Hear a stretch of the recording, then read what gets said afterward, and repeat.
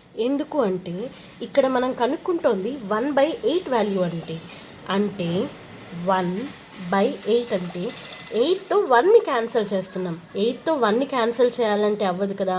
అప్పుడు ఏం చేస్తాం, ఇంటూ 10 తీసుకుంటాము.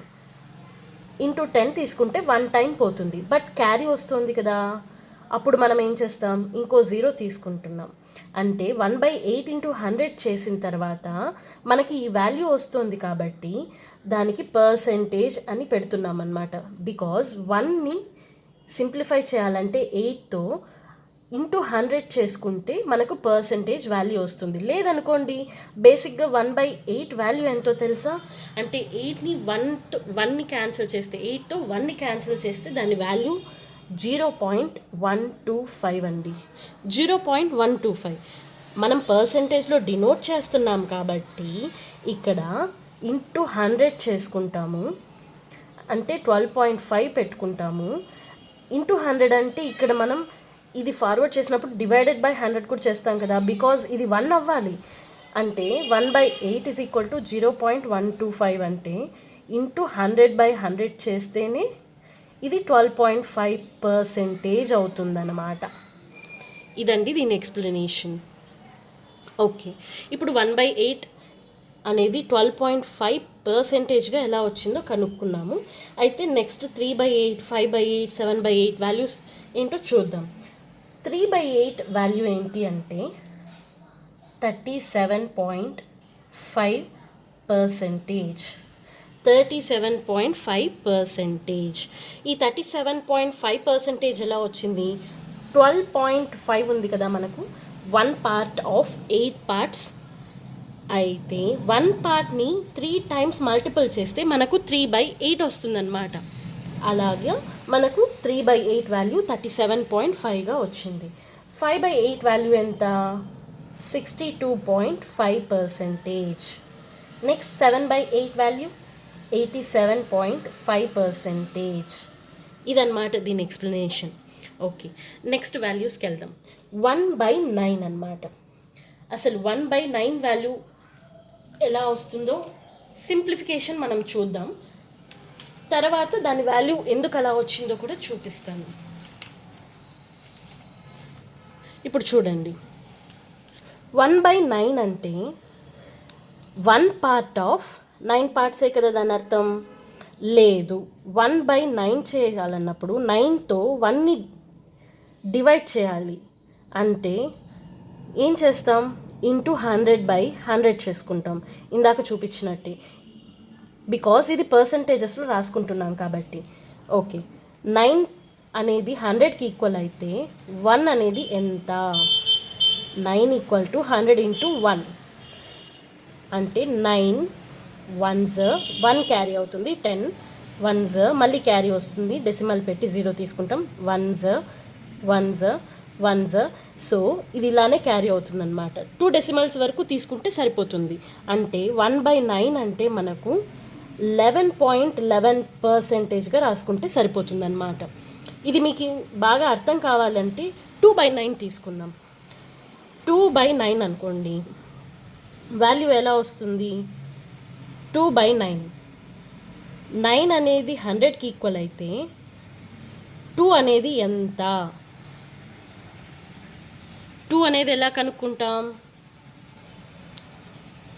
9 ఈక్వల్ టు 100 ఇంటూ 2 అంటే 9 ఈక్వల్ టు 200 అంటే 1 పార్ట్ ఇక్కడ 2 పార్ట్స్ కనుక్కుంటున్నాము అని దాని అర్థం. 9 2s 18, 2 మిగులుతుంది 20, 2s 2s ఇలా అన్నమాట. ఇలా మనం పర్సంటేజెస్ కనుక్కుంటున్నాం. Okay fine. ఇప్పుడు 1/9 వాల్యూ మనకు 11.11%గా వచ్చింది కదా, 11.11%. ఇదన్నమాట. సో నెక్స్ట్ మీకు అర్థమైపోతుంది, 22.22%. 3/9 అంటే 33.33%. 4/9 అంటే 44.44%. అంటే మనకు 1/9 వాల్యూ 11.11 వస్తుంది అంటే ఇవన్నీ కూడా మల్టిపుల్స్ అండి. అంటే ఏదైనా కానీ డెసిమల్ డివైడెడ్ బై 9 అంటే 11 మల్టిపుల్ వస్తుందని దాని అర్థం. సో ఇక్కడ ఆటోమేటిక్గా మీకు వాల్యూస్ రాసుకోవచ్చు. 55/5 66 బై అన్నాను, 66.66%, 77.77%, 88.88%, 99.99%. ఇక్కడ 9/9 అనే వాల్యూ ఇది ఆల్మోస్ట్ 100 కదండి, కాబట్టి దీని వాల్యూ మనం 1గా డినోట్ చేస్తామన్నమాట. ఓకే, నెక్స్ట్ వాల్యూస్కి వెళ్దాం.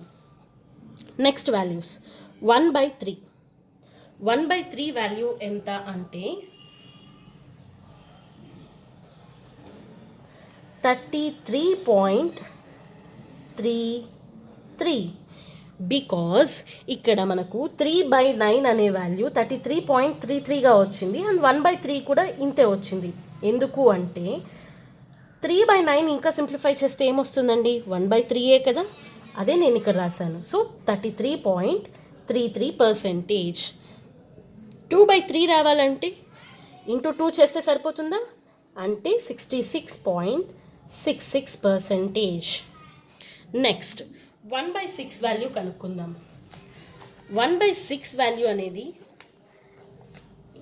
ఏంటి అంటే 16.66%.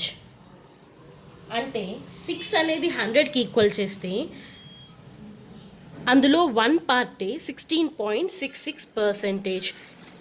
దాని అది ఎలా కనుక్కుంటున్నాము మీరు ఇక్కడ చూసారు. ఇదే ప్రాసెస్లో చేసామంటే మనకు 1/6 వాల్యూ 16.66 ఎందుకు వచ్చిందో మీకు అర్థమైపోతుంది. Okay, next 1/12. 1/12 అంటే ఏంటండి, 1/6 ఇంటూ 2నే కదా, అంటే ఇక్కడ డివైడెడ్ బై 2 చేస్తే మనకు 1/12 వాల్యూ వచ్చేస్తుంది అన్నమాట.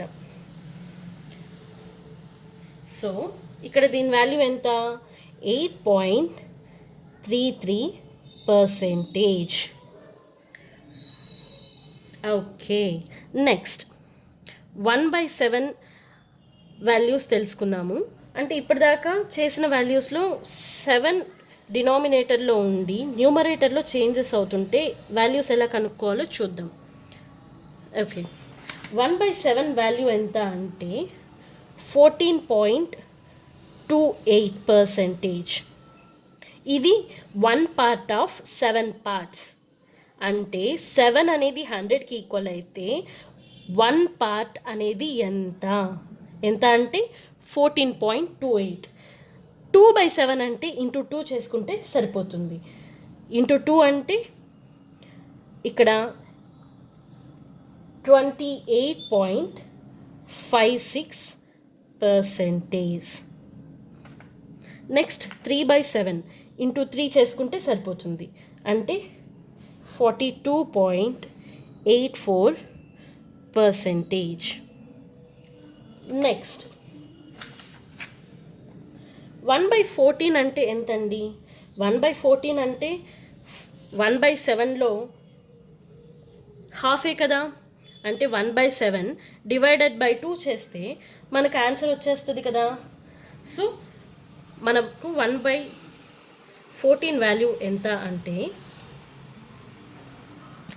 7.14%. ఓకే, నెక్స్ట్ ఇంకొన్ని వాల్యూస్ చూద్దాం. ఇవన్నీ గుర్తుపెట్టుకోవాలండి, నేర్చుకోవాల్సి ఉంటుంది. ఈ వాల్యూస్ అన్ని గుర్తుపెట్టుకుంటే మనం సింప్లిఫికేషన్స్ చేసేటప్పుడు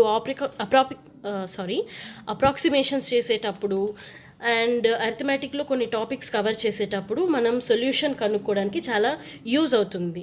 రియల్ టైంలో మనం సాల్వ్ చేసేటప్పుడు ఇవన్నీ ఎలా అప్లికబుల్ చేస్తామో అనేది చూస్తే మీకు అర్థమైపోతుంది అన్నమాట. ఓకే, బియాండ్ ఈ వాల్యూస్ ఇంకొన్ని కూడా గుర్తుపెట్టుకోవడానికి ఉంటుంది. అవేంటో చూద్దాం. ఇందాక మనం 1/9 వాల్యూస్ చూసాము. ఇది చూడండి, చాలా గమ్మత్తుగా ఉంటుంది. 1/9 వాల్యూ 11.11 అయింది, 2/9 వాల్యూ 22.22 అయింది, అంటే 11 మల్టిపుల్స్. అయితే ఇక్కడ 1/11 అనే వాల్యూకి మనకు పర్సంటేజ్ ఎంత వస్తుందో చూసామంటే చాలా గమ్మత్తుగా ఉంటుంది. చూడండి, 1/11 వాల్యూ ఎంత అంటే 9.09. ఏమన్నా అర్థమవుతుందా? ఏదన్నా డిఫరెన్స్ కనిపిస్తుందా మీకు? 1/11 అంటే ఏంటి అంటే 9 మల్టిపుల్సే మనకు 11 డినామినేటర్తో వచ్చే వాల్యూస్కి వస్తుందన్నమాట. 9.09%. 2/11 అంటే 9 మల్టిపుల్లో 2 వాల్యూ ఎంత అండి అంటే 9 2s 18 కదా, అదే ఇక్కడ వస్తుంది 18.18%.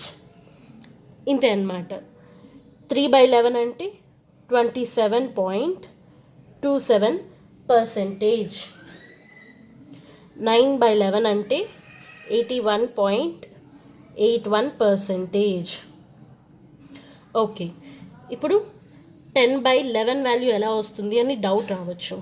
10/11 వాల్యూ ఎలా వస్తుందంటే సేమ్ 9 మల్టిపులే, 90.90 అంటే 90.90% ఆర్ 90.9%. జీరోకి వాల్యూ ఉండదు కదా, ఆఫ్టర్ డెసిమల్లో ఒక నెంబర్ తర్వాత ఉంటే జస్ట్ నెంబర్ ఉంటే.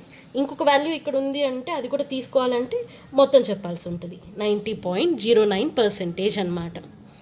ఓకే, నెక్స్ట్ మనం 1/13, 1/15, 5/6 వాల్యూస్ కూడా గుర్తుపెట్టుకోవాలి. ఇవి కనెక్షన్ లేకుండా ఉండే నెంబర్స్ కాబట్టి నేను సపరేట్ రాశాను. ఇప్పుడు దాకా మనం చూసిన నెంబర్స్ ఒక నెంబర్తో ఇంకో నెంబర్కి కనెక్షన్ ఉంది.